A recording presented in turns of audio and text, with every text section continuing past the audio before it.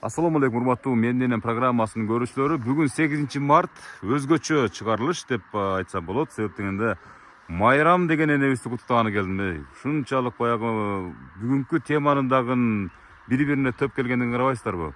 Мына ушул программаны атайын Каракулжанын Жетимдөбө деген айылына келдим. Өтө алыс. Жолу дагы өтө татаал. Бирок кар жок. Мынакей кар жок. Кыш барган сайын, жыл сайын ушинтип баратат. Бирок тоолордо кар бар экен мондай. Майрам деген энебиздин жакындары мен алдыман күтүп алды. Мондай жашынакай бир шариктерди, шаарларды илип коюптур. Жанында болсо ак калпак кийип, аксакал турат.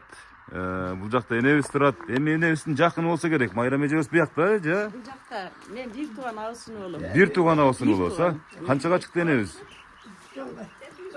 75-ке чыкты. Урматтуу көрүүчүлөр, азыр саналуу мүнөттөрдө, саналуу секундтарда биз программаны баштайбыз. Ага чейин жакшылап баам салып байкап туруңуздар. Мен принципиалдуу түрдө ушул 8 мартты ушул Жетимдөбөдөн жалпыңыздарды куттуктайын деп чечтим. Анын арасында өзгөчө бүгүнкү күндүн себепкери Майрам эжени куттуктайбыз. Жүрүңүздөр. Кана жүрүңүздөр, кирип куттуктайлы. Мына ушундай урматтуу көрүүчүлөр, таан берип койсоңуздар да болот, чынын айткандачы. Эмесе ушунчалык шаардагы энелер дагы суранганына карабай, мен ушул жакты тандадым. Кана жүрүңүздөр. Бисмиллахир-рахманир-рахим деп туруп, айылдын үйү, айылдын жери. Кандайсыз, жакшысызбы? Кириңиз, жакшы сүйлөшөбүз азыр, кирип алып туруп. Майрам эжебизди көрүп калдык. Кана азыр кире бериңиздер. Келиндери, жакындары чогулуп, топ арасындагы жашынакай куттуктоого сиздерди ортоктош кыламын. Албетте энебизди сүйүндүрүп алалы, энебиз менен учурашып алалы. Сиз абышказ болосузбу энебиздин? Байбичеңиздин туулган турбайбы? Анда байбичеңиз менен бир учурашып алайын, анан сизге кайра кайрылып келем. Майра көп, тапшырмалар көп сизгечи. Майра менен кандай отурасыз? Жакшы отурасызбы? Күлүгүчтүү. Нак кыргыздын жашоосу экен да бул жага эми. Мына ушунчалык милдеттүү түрдө келдим да, атайын ушул шаарга жакын энелерди тандабай, 8 март күнү сиздин атыңыз дагы Майрам экен эне. Жок, мен ушу Майрам менен каякта болсун, күн жааса да, таш жааса да барам деп ушундай келдим да. Алдыңызгачы. Таттуу деген кызыңыз бар, Москвада. Көптөн бери ушул передачаны, ушул программаны буйрутма берип, ушул менин энем дагы ушул программага татыктуу деп ниет кылып жүргөн экен да, өзгөчө орозонун алдында. Анан 8 март майрамдын ороп арасында ушу апам барып куттуктап келиңиз деп сурангандан келдим эне. Кандай отурасыз? Канчага чыктыңыз, өзүңүз айтып бериңизчи. Мен 75-ке чыгыпсыз эне. Мына балдарыңыз, мына бардыгы ушу мага буга чейин деле маалымат берди. 75 жаштагы Майрам энебизди апабызды тартып коюңуз депчи. Канча балаңыз бар, канча чебере, канча небереңиз бар эне? Небере канча болду? 7 балам бар. Бир бала бар, ол менен 8 бала. Батыр энеси эне? Батыр эне деген значокду тагынгансызбы? Жакшы эне. Бул ушундай менин энем программасы келет деп бирөө жарым айтты беле сизге? Кече жакында айтты. Анча-мынча угуп калдыңыз беле, кулак чалып, ушундай программа бар экен деп. Каракулжалыктар менен өзгөнүктөр өтө көп тартылат эне. Себеп дегенде бунун негизги белгиси бул мына ушул чөлкөмдөгү энелердин балдарына болгон чексиз мээрими, тарбиясы. Ошондуктан ушул өзгөн Каракулжа райондорунан өтө көп тартылат эне. Мына бүгүн 75-ке чыгып атасыз да. Кандай турмушту баштан кечирдиңиз эне? Балам, буну айтып отурса түгөнбөйт да. Тарых десеңиз эне. 30 жыл магазинчи болдум деп. Магазинчи болдуңузбу? Абышкам 30 жыл бухгалтер болду. Союздун ишин иштедик деп айта берсеңиз? Союз малында түзгеле кылдыңыздар да? 30 жыл магазинчи болдум Союзда. Эне магазинчи болуп иштепсиз да, эсеп кысап койбой так келсиз да. Андан бери небере бакты. Ошода. Москвага барып келди. Эс алып келди. Орок ордуңуз ал арада. Магазин иштеди. Ha. İşler böyle oldu ola. Ошентип анан күн түн иштеп балдарды ач калтырбай, жыртык кийгизбей багып чоңойттуңуздар анан. Hem az gelgende devre çıkıyorduk otobüs. Ошону айтам. Çevre götürüyoruz. Анан кыбырак өтөсүздөр Кудай буйруса эне. Kuday buyursa. Çevire Ого да. Bulmasa özümüz getiriyoruz şurada. Ай эңгене. Мындай да. Жаштын тилегин берет дейт. Небере чебере балдар кыздардын тилеги ушул тойлордун төрүндө эле отура берсин деп. Эч кимге ата энесин бергиси келбейт, эч жака кетиргиси келбейт эне. Азыр ушул Москвадагы таттуу эжебине чалып берсеңиздер жакшы болот эле. Себеп дегенде москвалыктардын убакыт сааты өтө таар болот да. Таттуу эжебиз канчанчы кызыңыз болот? İlkinç. Экинчи кызыңыз болот экен, а мага ошентип айтты. Üçüncü kızım buluttu. İkinci, üçüncü benim. Эне, таттуу эже экинчи кызым болом деди. Ушунчалык апам сагындым деди. Азыр мына ушул жерден телефон чалып менен байланыштырат. Бир кусалыңызды жазып алыңыз айны. Bayla. Ошону айтам да. Мынакей урматтуу көрүүчүлөр, алар адам мына Москвада эмгектенип жүргөн таттуу эжебизге коңгуроо чалып атабыз. Татьяна деп бул жактан сактап койгон экен москвалыктарды. Мынакей. Эже кандайсыз? Жакшы отурасызбы? Жоқ, мына жаққа тасышқа шығып отырмыз. Таттуу эже кандай отурасыздар? Сиз чоңойгон, сиз эркелеп өскөн айылыңызга келип калдык мынакей. Жолдору жакшы дедиңиз эле, аябай жакшы экен жолдору. Таан бердик жолдоруна. Принципиалдуу түрдө мына менин апам куттап келиңиз деп жөнөткөн ушул Москвадагы иштеп жаткан экинчи кызы Майрам эжебиздин. Таттуу эже. Таттуу эже. Менин маңдайымда энебиз отурат да, бир куттуктаңыз эми, сизден бир куттуктоо болсун. Энебиз аябай күтүп атат.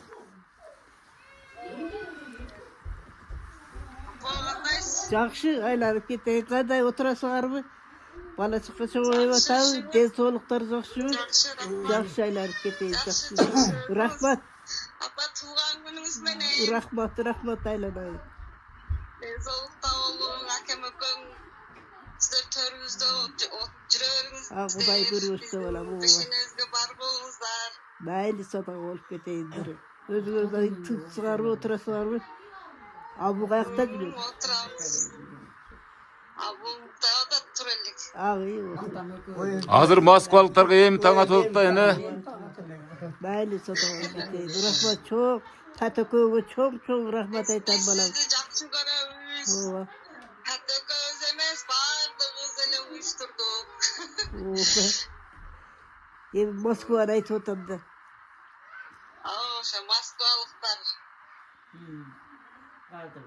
Улар уктубу?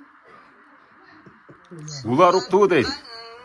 Улардан азыр чалышат азыр. Майлы айланып Янда кетейін. бүгүн бухатбаева туруш элек окшойт. Майлы. Bayramınız менен туган Рахмат күнүңүз айланайын. Рахмат. көп жашаңыз. Ой, келгиле. Пешенеңизге бар Туған күніңіз менен. Gelинlerden çok hoşum. Келиндер. Силе бериңиз, анан бияктар менен учурашабыз, Кудай буйруса. Rahmat aylanayın. Sizin de tuған күніңіз менен. Bari tuğla günü geldi. Baldarım. Akan buna jake. Урматтуу көрүүчүлөр, мынакей таттуу эжебиз Майра эжебиз менен апасы менен сүйлөшүп алды. Bayramın menen kızım. Bayramın kutlu olsun. Bayramın kulansın. Allah Teala sizin sonra uzun ömür versin. Bayramdaşız. İyi misin? Bayram günde öldürüyor gile. Ay рахмат. Siz bu ayet Рахмат. Biz kaç ayet Азыр сиздерге да сөз бердилер, Кудай буйруса. Rahmat aytkanın Biz gelsin. sizde жақсы көрөбүз. Bayramayın жақсы. Sizlerden usul çalık kılgan nemelerge öte çok razıyız. Razılık bildirelim. Tamam, ders olunlar olsun. Şu baldarga da şu baldarın atı, özümün atı var. Apanın atına öte çok razılık bildirelim bana. Şunu uyuşturganlarga çok rahmat. Mahallimizde sizde Koptu balam, koptu. Mayli. Rahmat эже, мынакей биз сиздин бейиштериңизди, мына атабыз менен апабызды куттуктап, андан аркы кадамдарыбызды баштайлы эми аракетти. Бул жерге мына өзүңүз көргөндөй жакшынакай болгон апабыздын, атабыздын жакындары келген мынакей. Бардыгы сүйлөйбүз азыр деп биринен бири жулкунуп турушат кыскасыча. Жакшы туруңуздар. Аман эсен туруңуздар. Рахмат, а.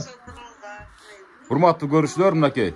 Ата, байбичеңиздин жанына отурсаңыз эми бүгүн эми кандай тапшырма кыза десе кыласыз да эми. Мунун жанынан азыр чыккым. Ошону айтам да, мунсуз жашоо кызыгы жок деп койсоңуз, а? Тузу жок болуп Тузу жок дейт. Байбичемсиз жашоо тузу жок. Бүгүнкү программанын темасы да ушундай болот. Эми мынакей, бүгүн Майрам эжебиздин туулган күнү. Ал арада 8 март эл аралык айымдардын майрамы. Анан кийин эң негизгиси мына орозо алдындагы балдарыңыздын сиздерге кылган бир жакшы тилек максаттары монтип ишке ашып атат да. Ата, мына ушундай акылдуу болгон энебизди каяктан таптыңыз эле, кантип таап алдыңыз эле? Мына ушул баштапкы сүйүүдөн баштаңызчы гана. Бүгүн ушу кампирдин майрамы экен. Байбичем майрамы кут болсун, өмүрү узун болсун.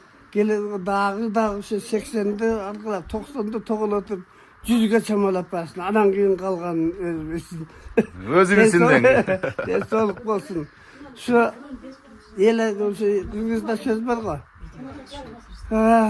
Жашыңда берсин, дөөлөттү карганда берсин, мээнетти карганда берсин, дөөлөттү деген. Ушул азыркы моментте ушу биз ушу дөөлөттүн үстүндө турабыз. Кудай кааласа дөөлөттү көрө тургандай болуп турабыз. Бала чакаларды чоңойттук, чөчөйттүк, мына небере чебере көрдүк Кудай кааласа. Ушу экинчиден ушу балдар кыздарыма рахмат. Ушинтип уюштуруп, ушундай телевидение уюштуруп бергенге чоң рахмат. Алла ыраазы болсун. Ава, атыңыз ким сиздин? Атым Жаанбай. Жаанбай ава. Майрам энебизди алгачкы жолу жолуктурганда 8 март майрамга туш келип калыпсыз да. Алгачкы белеңиз кандай болду эле? Ол убакта белек деген бул тоонун башынан аткычкачып келген. Белек дегенге барыш мындай машина жок, шарт жок. Белекти берсек бердик, бербесек жок. Үйгө белекти бизде ондой көп сүйүүнүн аркасында түшкөн эмеспиз да. Онда атаң менен энеңин эле сүйүүсү бизде сүйүү аз эле болгон. Тоо соолордон ушу ат минип гүлтүн терип келчү элеңиз? Ат менен гүл терип, улакка барганча барып бирде көрдүм. Онда да алыстан көрдүм, жакындаган жок. Анан ат менен жүрүп, анан ол убакта машина жок, ат менен көчүрүп келген. Ат менен алып келет элек. Ошол ата энеңиз таап берген энебиз да ошондо, же өзүңүз таптыңыз беле? Ата эне таап берген да. Айтып атпаймынбы? Ооба да, карабайсызбы? Ата менен энеңин мунун ата энеси менен биздин ата энесинин байланышы эле болду, сүйүүсү, ошолордун сүйүүсү. Мынакей урматтуу көрүүчүлөр, көрдүңүздөрбү? Ошол мезгилдеги аталардын, апалардын сүйүүлөрү тегиз болгону ушундай. 53 жыл болду. 53 жыл чогуу бирге түтүн булатып атасыздар. Чогуу түтүн булатып атабыз. Мен иштеген жерге бул да барып иштеди. Мен Сузактан бери кыдырып иштеп келдим. Эмне жумуш кылдыңыз ата? Сузакта мен финанс кредитти бүткөм. Образованный, билимдүү адамдар турбайсыздарбы сиздер? Кредитти бүтүп, жыл группасында акча каражатын өндө жеткирүү деген банковский системаны кыскасы бүткөм. Ошодон бери Сузакта иштедим. Биринчи онда направление менен иштетилди. Каерге направить этсе ошо жерде барып 2 жыл отработка кылып келет элем. 2 жыл отработканы Сузакка барып иштедим мен. Сузакта 2,5 жыл, почти 3 жыл иштеп келдим. Бул да ушу менен ошо жерде иштеди. Ошонун немесинде иштеди, жалбатта тамактарды иштеди. Дүкөндөрдө. Кийин анан кийин бияка ата-энемдин немеси шартка байланыштуу дипломго келип иштедим. Аткөрмүштүү база барлыгында чоң. Аткөрмүштүү базада старший бухгалтер болуп иштедим. Ата, Жаанбай ата, демек балдарыңыз төгүл чачыл жашоодо жашаптыр да, эч кимден кем калтырбапсыздар да. Кааласа Kança kıyınçılıklar oldu. Şu kıyınçılıklarda da şu baldarımı demek kılım yok. Ger karatkanım yok. Aytkanday degen. Bardığın okuttunuz, çokuttunuz, üylödünüz, jayladыңыздар. Jaylanmagan hiç kimisi kalgan yok. Bardığı bala çakalı olup kaldı. Atayın elek bildetти atkарып, azırkы күндө dövlөттүн үстүндө жашап жаткан убагыңыздар. Ayttım ko buna. Hazır şu Allah'ım razı olsun. devletin vagında şu devlet sürgündün vagında vaktiga jakka geldik. Yağın Can Allah Bayata, Teala özü bilen. тура айтасыз. Сен бул жагында эле Алла Таалам эч качан жөн койбойт, мына ушунча мээнетти теке кетирбейт деген үмүттөбүз. Жанбай ата, бүгүн эми энебиздин туулган күнү да. Бүгүн эшикке чыксыз, эшикке чыгасыз, үйгө кирсе үйгө киресиз. Отурсыз, отурасыз, турасыз. Эми бул тамаша иретин айтып аткан сөз, бирок кыласыз да. Şunday da. Эми ата, энебизди кызганч белеңиз. Men de kızganç degen bolgun mese. Ата, неге ошол моменттерде бардык аксакалдар айтасыздар да, тегиз айтат да, мисалы үчүн. Бир да кызганган эмеспиз дейт. Biri-birine işensen kızgalış bolur. Мынакей негизги жооп, ишенич. İşeniş bu. Ишенич. İşeniş. Бирок азыр карыганда сүйүү башкача келет deyт го, мисалы. Азыр кызганасызбы Kaç кантип дейт. günlük bolуп kaldı. Жанбайба. Эми мондай да, сиз бүгүн эми мына байбичеңиздин, энебиздин туулган күнү болуп, көңүлүңүз көккө чыгып отурат да. Бир куплет ырдап алсаңыз болбойт. Себеп дегенде балдарыңыздын, кыздарыңыздын сураны чата. Menen dağına koşlaşıp koydu. Үнүңүз да жакшы экен да, мындай мисалы аябай мындай атабыз кыңылдап калат дейт эшикеликке чыккандачы. Çay tünü cincir taylanır. Asmanda balkıy taygana. Aygıkşıp men de tokaydım. Aralara yürüdüm cayrana. Aygıkşıp men de tokaydım. Aralara yürüdüm cayrana. Ой, бой. Sancaktan melince gelip Çalrak putak termelep Canışa beskön kayın tali Caş selkile bozdayım dönüp Canışa beskön kayın tali Caş selkile bozdayım dönüp Ой, рахмат. Алғаны Ушунчасына дагы ушунчалык таазим кылабыз, Жанбайба. Аттын үстүндө кетип аткан элестетип атты. Ат гана жетишпей калды, аба. Аттын үстүндө кетип, аябай көп талааларда жүрүп, мисалы, токойлордо жүрүп ырдаган ырлардын бир тамгасында унутпапсыз. Ушу сизге өзгөчө бир таазим этебиз. Адашпай карасаңыз, азыр бул эжелерди ырдатабыз азыр мына. Булар кандай ырдайт экен? Сиз ырдагандан кийин жөнүн ырдаш керек. Милдеттүү түрдө ырдаш керек. Bunlar hazır yaşta bunlar. Ошону айтам да. Жанбайба. Ben 77'ge çıktım ben. 77 yaşa? 78'ge çıktım. Мына 2 жаш кем 80 жаш. Yılda yazdım. Жаңы 80 жаш. Мынакей урматтуу көрүүчүлөр, бул жактан бирөө чыгып калдыбы? Чоң кыз чыгып. А кайсы жактан чыгып атат бул? Москвадан мынакей сүйлөшүп коелу, мына Москвадан чыгып аткан эң улуу кызы Fatima. Фатима деген кызы жеке чыгып атат. Jaksın mı? Oturasın mı? Dersakta jaksı mı? Bayramın menen. Rahmat. Apang mı ne? Ошону басып коюңуз. Apang mı ne apang mı ne? Урматтуу көрүүчүлөр, мына Москвадан Фатима деген эң улуу кызы менен сүйлөшүп атат Майрам эжебиз. Aylarıp keteyim. Bayramı benim. Жақсы, өзі көр. Жақсы, туған күніңіз менен. Рахмат айланайын. Мындай. Жақсы, сәл бұрдым болды. Денсаулықта болыңыз, шындай жашты көп тосыңыз. Менің пешенеңізге бар болыңыздар. Айтқаныңар келсін сатауын.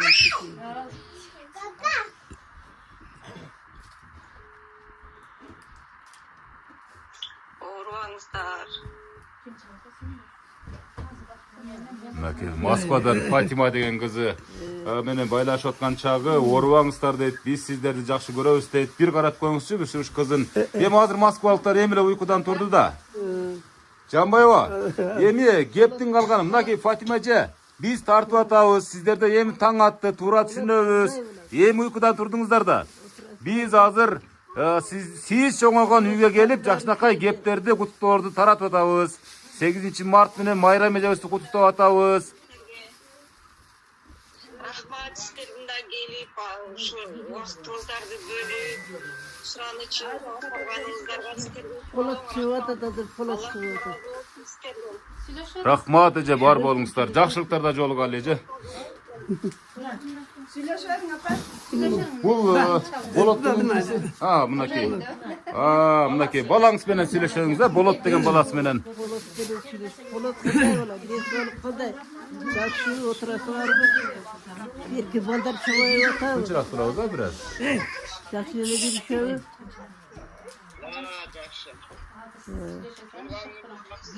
Ova pulga bir olsun. Aytkarına gelsin aylar. Bu şu silerin peşine gelirken par bulayın. Bizim peşine silerin par bolgula, bay bolgula ola. Gelip sile gelimiz sol aylar.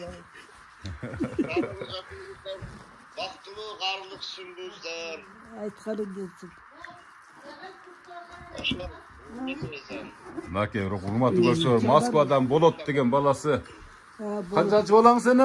Экинчи баласы менен сүйлөшүп жаткан учуру. Бар болуңуздар, сиздер да ушу ата-энени сыйласаңыздар, Аллахым сиздерге бул дүйнөдө белек тартууласын турабы ата?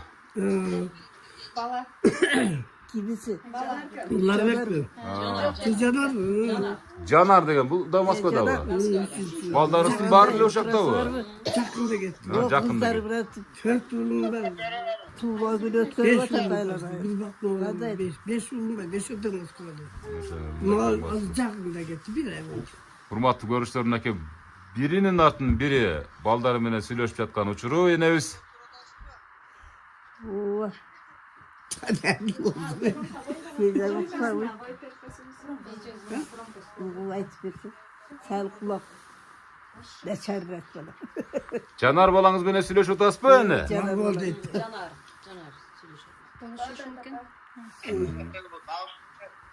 Bataryakasın canı sağlam. Жақсы. Жақсы бағасы өзің. Қандай? Отырасың? Жақсы, сапаң туылған күнін тосып отырасыз. Телевидениеден келіп тұр. Kulağım жақсы ötürü Жақсы, емі баштадық. Жақсы, денсаулықта болуңыздар. Майлы, рахмат. Рахмат. Жақсы. Жақсы отырыңыздар. Рахмат. Рахмат, сіздер де денсаулықта болыңдар. Шештеріңізге игілік болсын. Алла Тағала мақ жолыңызды ашсын. Мынакей урматтуу көрүүчүлөр, Жанар баласы менен сүйлөшүп атат. Атабыз дагы сүйлөштү, апабыз дагы сүйлөштү. Мынакей ал арада болот деген экинчи уулу менен дагы Москвадан сүйлөшүп жаткан учуру. Ата, эми калгандары менен дагы сүйлөшө бересиздер, а? Жана биздин кээбиздин калганы калып кетти да. Аягычы. Ular söyleşiyor da en kişineki balası söyleşiyor. Эң кичинекей баласыбы? Урматтуу көрүүчүлөр, мынакей эң кичинекей уулу улар деген сүйлөшүп атыптыр. Bunlar ne söylesin? Биз мындан кийин анан атабызга кайра кайрылабыз.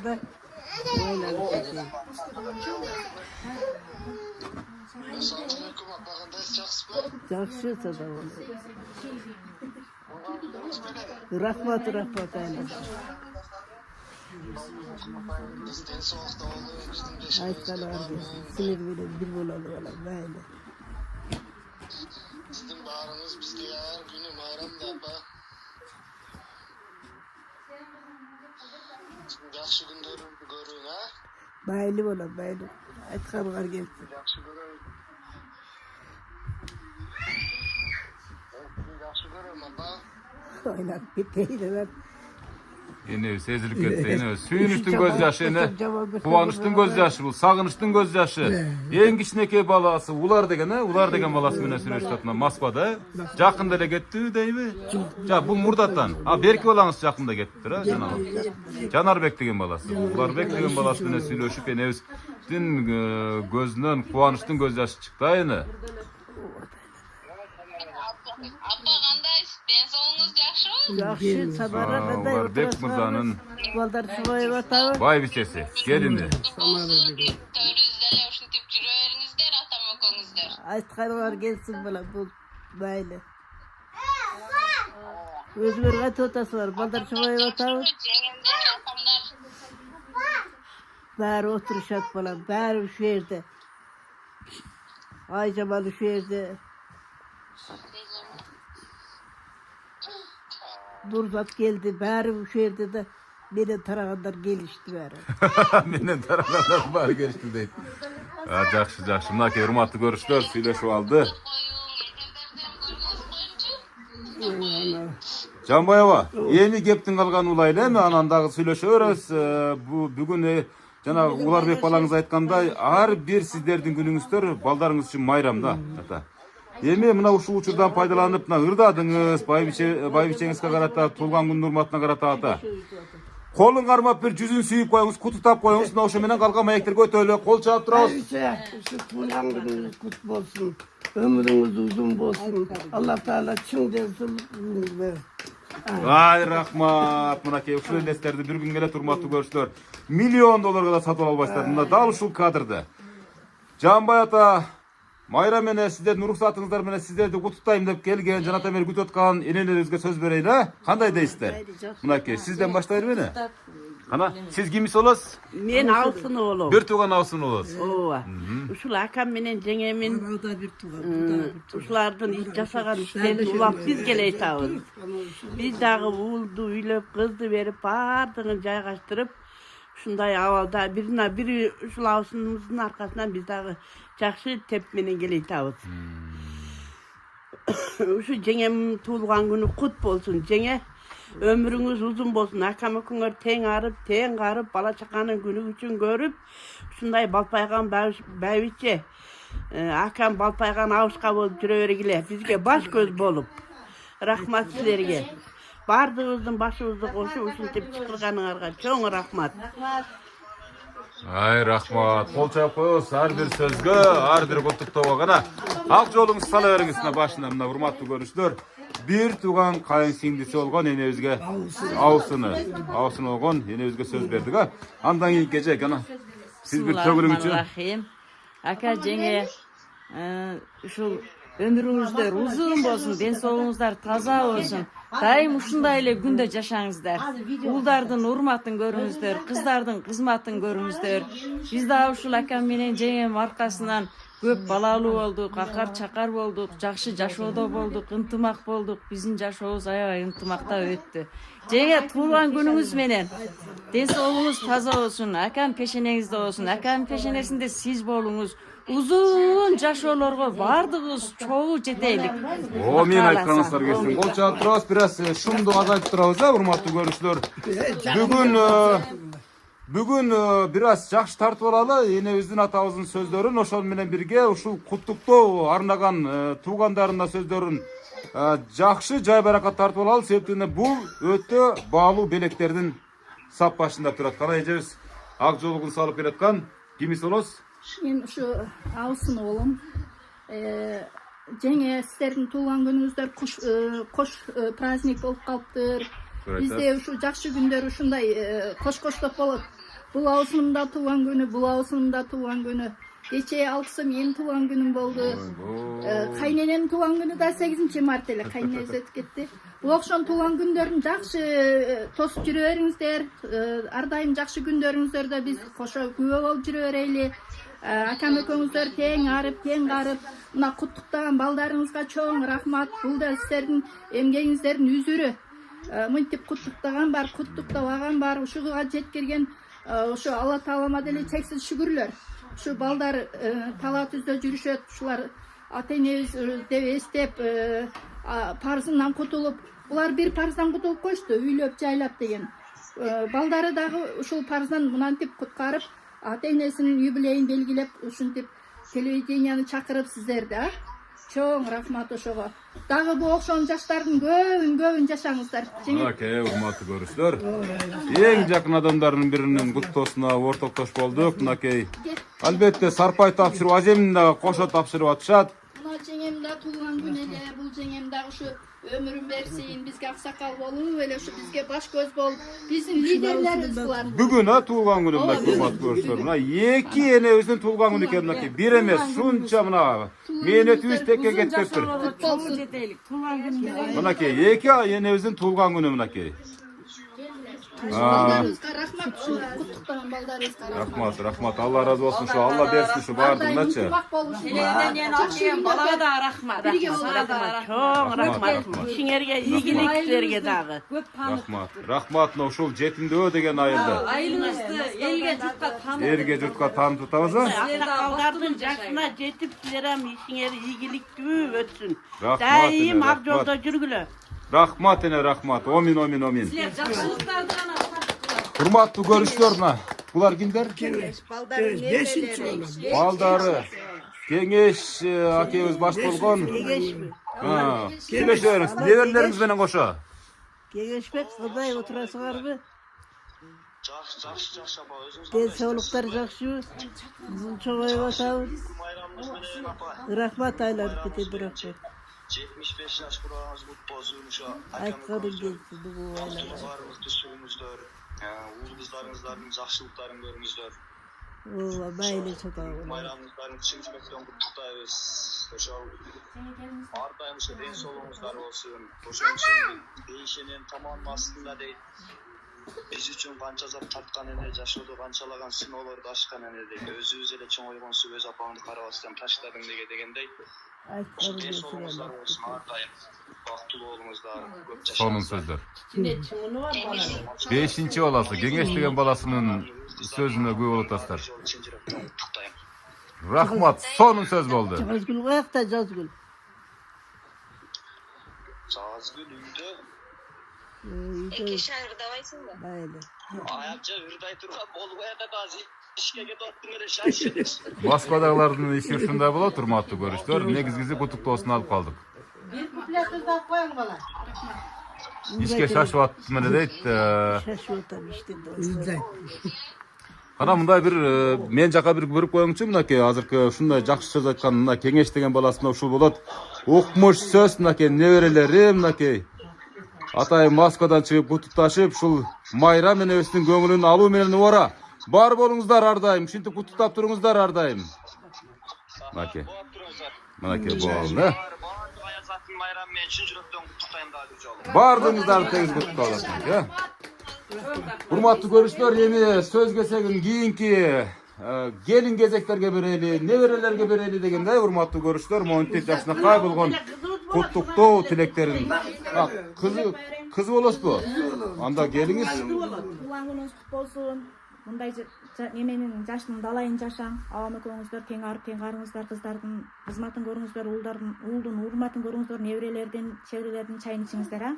Мен айтыңыздар, мына ушул ата энелердин батасын алып жүрсөңүздөр, сиздер дагы абдан көп ушундай бир сюрприздерге тушугасыздар, Кудай буйрса балдарыңыздардан, а? Рахмат. Урматтуу көрүүчүлөр, мына ушул Болот деген баласынын аялы, бул майрам эжебиздин сүйүктүү келиндеринин бири болгон Нурзат эжебизге сөзү кезегин берели. Анда гүлдөрүн көтөрүп, атайын көп жылдан бери Москва шаарында жашашат экен. Азыр эми атайын келип туруп, кайненеми куттуктайм деп, мына гүлдөрүн көтөрүп, жашынакай болуп, жолуктарын көтөрүп дегендей гана сөз сизде. Не дейбиз? Апам бүгүнкү туулган күнү менен ичине 4 сапыр айтып коеюн, а? Сөзсүз.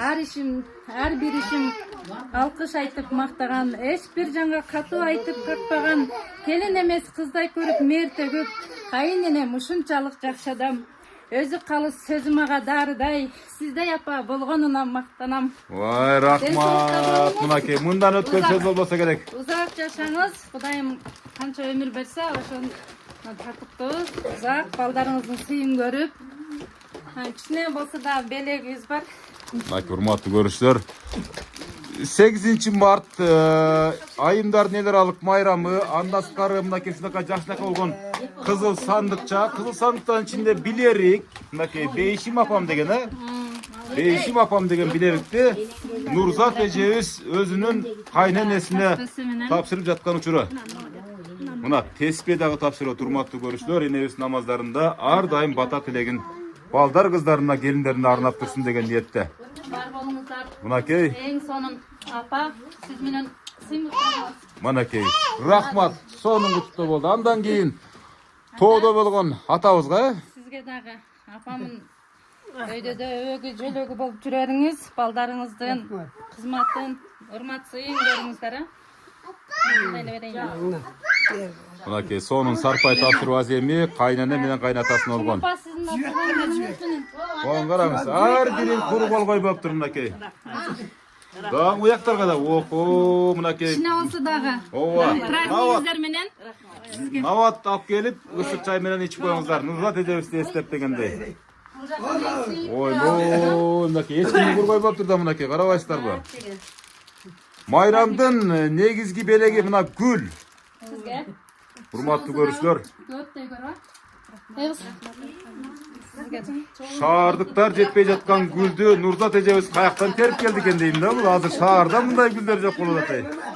Рахмат, бар болуңуз эже. Бар болуңуз, бактылуу болуңуз. Бактылуу болуңуз. Эми мынакей.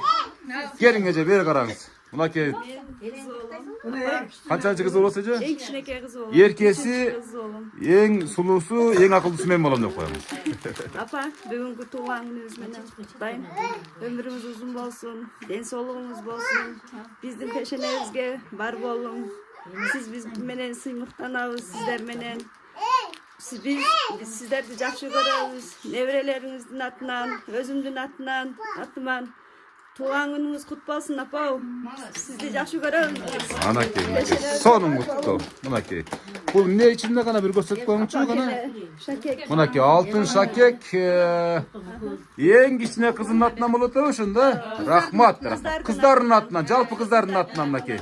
Алтын сөйкө. Шакек. Шакегиңиз кут болсун. Туган күнүңүз дагы кут болсун. Өмүрүңүз узун болсун апа.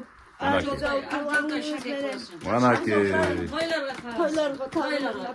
Мынакей, эне. Тойлорун көрүм. Мынакей, урматтуу көрүүчүлөр, жакшынакай болгон алтын шакекти кыздардын атынан мынакей тапшырылып жатат. Эне буга чейин деле сандыгыңыз толуп алтынга толуп калса керек, бирок ошолордун бири бул. Ак жол той болсун мынакей, Ана дагы подаркалары бар экен мынакей. Кичинекей келини сүйлөгөнчө тапшырып койсун анда. Ана келиңиз. Assalamualaikum. Бүгүнкү мына үйгө келген коноктор, бардыгыңыздар биринчиден куш келипсиздер. Апа, бүгүнкү туулган күнүңүз менен, кош празднигиңиз менен атам экөөңүздөр дайыма ушинтип төрүбүздүн балпайган мейманы болуп жүрө бериңиздер. Неберелериңиздердин тоюнда болуңуздар, уулдарыңыздын дайыма пешенебизге бар болуңуздар. Дайым ушинтип эле тели таңтыштарыңыз менен, ушинтип абысындарыңыз менен, ушинтип эле тойлоп сыйдын үстүндө жүрө бериңиз апа. Бардык ушул балдарыңыздын атынан, неберелериңиздин атынан, кыздарыңыздын атынан, бардын атынан куттуктайбыз апа. Мындай күндүн көбүн көрүңүз. Ушул тууп өстүргөн балдарыңыздын мээнетин, сый урматын көрүңүздөр, чайын ичиңиздер апа. Ата, сиздин да өмүрүңүз узун болсун ата. Дайым ушинтип апам менен араш эркек болуп, жөлөк болуп бардыңыз экөөңүздөр тең. Дайыма ушинтип төрүбүздө балпайган байбиче карыя болуп жүрө бериңиздер. Сиздердин дөөлөтү, биздин дөөлөтүбүзсүздөр сиздер. Дайыма сиздерге узун өмүр каалайбыз. Эч качан оорубаңыздар. Бул турмуштун эч качан жамандыгын көрбөңүздөр. Дайыма төрүбүздө сыйда жүргөн мейманыбыз болуңуздар. Жогорку кеңештин депутаттары сыяктуу сүйлөгөн келиниңиз бар экен мынакей. Карабайсыздарбы? Сонун сөздөрү дагы укмуш. Рахмат, мынакей калпакты кийгизип, ак жол салып жаткан келиндеринин сөздөрүнө күбө болуп атасыздар. Бул болсо кызынын жакшынакай болгон жолуктары мынакей небереси менен биргеликте.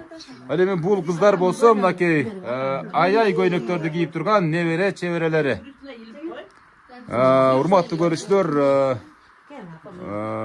бул учурлар ушунчалык баалуу учурлар, ушунчалык мынакей энебиздин колундагы гүлдү да көрсөтүп коеюн мынакей. Мына ушундай 8 мартка арналган майрам эжебиздин майрамдык салтанаты өтө жогорку деңгээлде өтүп атат, жаңылышпайбыз. Мынакей ар бир келген коноктордун Колдору да кур калган жок. Жоолуктар менен оролуп дегендей жакшынакай сөздөр менен коштолуп жаткан учуру мынакей неберелер кана мына неберелер быйтыңдаган неберелерин караңчы. Мынакей мах кылып койгула мынакей. Мына кучактап жатып калып атышат. Мынакей неберелери сулуу неберелери бар экен да мынакей. Азаматтар. Энебиз менен атабыз эч качан карыбайт, мына ушундай неберелери жанында жүргөндө. Мына ушулар негизги күч кубат берүүчү, туурабы? Ай, жакшы. Эми мынакей чоң неберелери кана келиңиздер. Мына жанатан бери операторлук кызматты өтөп аткан бир небересинин сөзүнө көңүл буралы. Чоң ата туулган күнүңүз менен биздин пешенебизге ар дайым бай болуңуз. Анан өздүк майрамыңыздар менен сенчимат майрам болуптур. Сиздердин майрамыңыздар менен чоң ата сизге чын ден соолук, узун өмүр, судай тунук, сүттөй актыкты каалайбыз. Азамат мынакей сонун сөздөр. Окмуш сөздөр сүйлөдү мына ушул небереси. Мынакей чоң атасы, чоң апасы, чоң энеси баккан мынакей бала. Андан кийинки мынакей жигитке сөз берели. Эне тууган күнүңүз менен, өздүк майрамыңыз менен, 8 март майрамыңыз менен чоң ата сиз дагы көздөр пешенеңизге бар болуңуздар, эч качан карыбаңыздар. Арчатай жаштыкты каалайм эне. Siz үйлөнгөндө дагы тоюңузга күбө болсун, энебиз менен атабыз, туурабы? Ай, азаматтар. Мынакей, кана келиңиз, мына жашыл спортив качан. Эне тууган күнүңүз менен, майрамыңыз менен чоң ата эне пешенебизге бар болуңуздар, көп жашаңыздар дагы. Мындай тууган күндөрдү көп өткөрүңүздөр. Siz сөзсүз түрдө кыбыра көрсөтөсүз, Кудай буйрса энебиз менен атабызга. Ай, азамат, кол чаап турабыз, мынакей урматтуу көрүүчүлөр. Кана мына жерде бир эрке небереде турат экен да, кана сүйлөп койчу ана. Кана? Эне туулган күнүңүз менен деп кой. Кайнеде. Туулган күнүңүз кут болсун десем. Кана?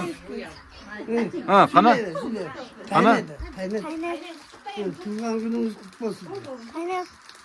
Туулган күнүңүз болсун. Ой, азамат. Кана кучактап, колуң карма бетине өп кой кана.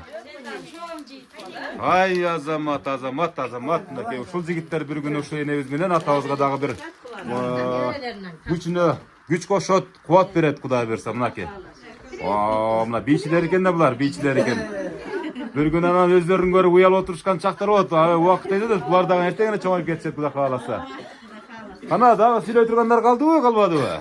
Урматтуу көрүүчүлөр, мынакей биз жанатан бери мына дээрлик 1 саатка жакындап калыптыр Жаанбай ата. Байбичеңизди мактай берип тамагым бүтчү болду. Бирок эч качан ушул энелердин батасы менен ушундай бир иш-чараларга келгенде эч качан чарчабайм, чалыкпайм, тескерисинче энергия алып кетем да. Ошон үчүн мына азыр учур келди, бир тапшырмабыз калды. Бул Майрам эжебиздин жалпы ушул өзү жараткан, өзү айткандай өзүмөн тараган дегендей балдар кыздарын болгон бир жакшынакай 4 куплет ырсап. Энем бата берем деп ойлойт окшойт, Жок, ырдан кийин бата бересиң, Кабагы бүтүп калыптыр. Бола берет эне, шыбыразаңыз деле бола берет эне. Ооба, кана эне. Себеп дегенде балдар кыздарыңыздын суранычы эне. Баштап бергиле. Кана баштап бергиле кана. Кайсы болечи? Баштап бергиле. Уй эми. Эне, оро коргондо кырлардан бир таштаңыз бир эки сап. Чоң эне болуп өзгөрдүм деген балдарыбыз бар. Мына чоң эне болуп өзгөрдүм дейт.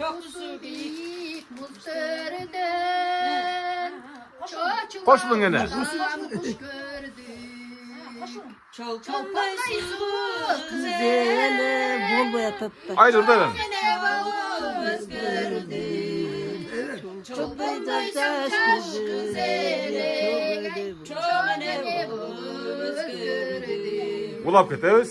Talası büyük mustördü. Talgını uçkan kuş gördü. Katına sulu güzelim.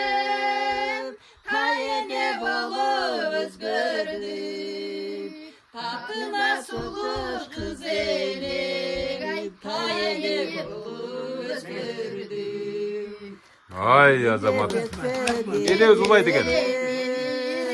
Tartıda düşüp tütteli. Tartıda delemeli. Alaylуу болсун. Болду мынакей урматтуу көрүүчүлөр, кол чаап турабыз. Энебиздин бул ыры, атабыздын жогоруда ырдаган ырлары бул өздөрү түзгөн армиянын гимни катары эсептелинет. Бул ырларды энебизге же атабызга күндө ырдатуудагы колдон келе бербейт. Мына ушундай учурларда ырдатып, чордотуп койсок, мына ушул тартылган тасма өзүнүн балдарына, кыздарына, келиндерине, неберелерине, чеберлерине бардыгына мисалы сагынганда бир кусалык таратуучу белек болуп калат да. Ошон үчүн биз ырдаттык, чордоттук. Мынакей жарым саат, 1 саатка жакын тартылып атат. Мына программадагы тоо коюнундагы жетимдөө деген Каракулжанын айылынан жыйынтылып атат. Урматтуу көрүүчүлөр, 8 мартты мен дагы бир жолу кайталап коеюн. Эч качан ушул шаардын жакы бериндеги эми кечирим сурайм бардык энелерден, ошолорго макул болбой келип, мына эң алыскы айылга келип, мына Жаанбай атабыз менен чогуу 53 жыл түтүн буратып жаткан Майрам энебиздин туулган күнүнө келип, мына өзүнүн үйүндө туруп, сиздерге болгон ушул аракетимди жумшадым. Урматтуу көрүүчүлөр, азыр болсо биз атабыз баш болгон, энебиз коштогон жакшынакай баталарга сиздерди ортоктош кылалы, күбө кылалы, андан кийин программаны жыйынтайбыз. Ата, келиңиз эми бир бата бериңиз кана. Сизден сурайм, баланы куттап койсо болобу? Кайсы жактан чалып атат бул? Өзгөндөн. Мейли, мына ушу бата алдында жакшынакай болгон куттуктуу болсун. Рамзан. Угуп коесуздар, мына бир кызы менен баласы. Не бересиз деп коелам мынакей. Не бересиз? Рамзан. Рамзан деген не бересиз куттуп атат. Кандай эштен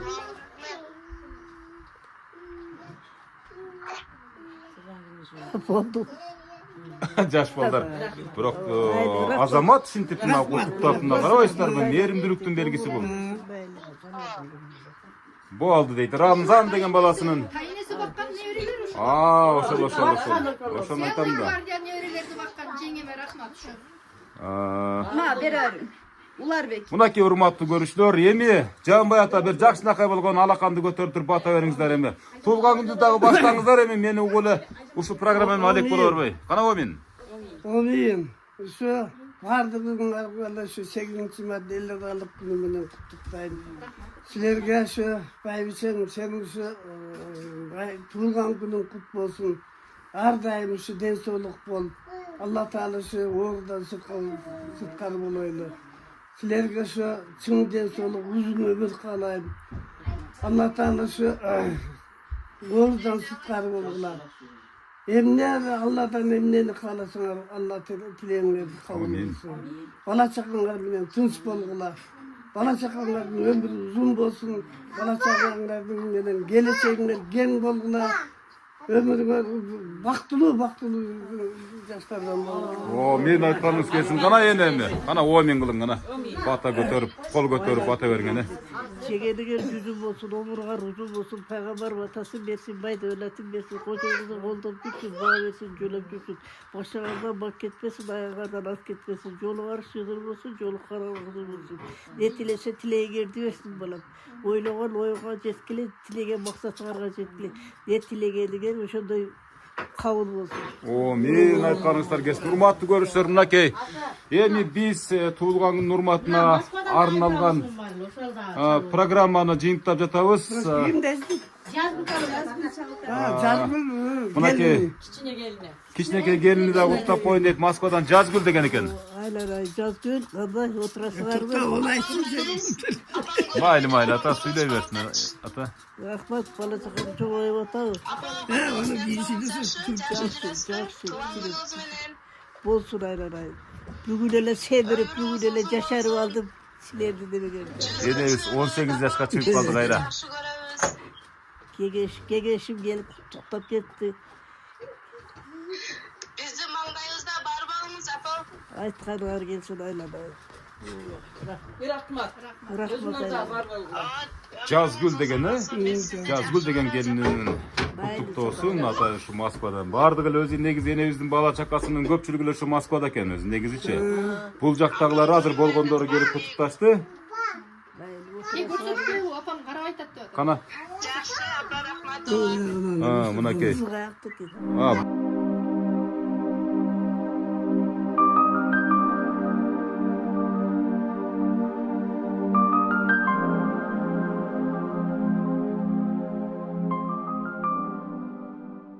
Урматтуу көрүүчүлөр, мынакей Менденин программасынын бул жолку чыгарылышы Каракулча районунун Жетимдөө деген айрымда жыйынталды, өзгөчө жыйынталды десем болот. Себеп дегенде бүгүнкү куттукталган Майрам эжебиздин бүгүн майрамы, биринчиден өзүнүн туулган күнү. Андан кийин 8 март аялдардын эл аралык майрамы. Андан кийин мынакей улуу Рамазан айы кирип келатат. Мынакей орозо алдындагы жакшынакай болгон балдар, кыздарынын ниеттери дагы ишке ашып отурган бир өзгөчө учур, өзгөчө майрам деп да койсок болот. Урматтуу көрүүчүлөр, сиздердин да ушундай Жаанбай атабыз сыяктуу, Майрам эжебиз сыяктуу энеңиздер болсо куттуктаганга шашыңыздар. Ата эне ыраазы, Аллахым ыраазы деген пайгамбарыбыздын улуу осуятына жыйынтыгым келип атат. Жакшы туруңуздар Майрам эже, 100 жылдык тоюңузга да келели. Атабыз менен бирге ошондо бийлеп туруңуздар эшиктин астында. Мен ушинтип бакылдап сүйлөп турайын. Жакшы туруңуздар баардыгыңыздар. Тоо арасындагы куттуктоо ушу менен жыйынталды. Силерге да айтпаса болобу? Болот.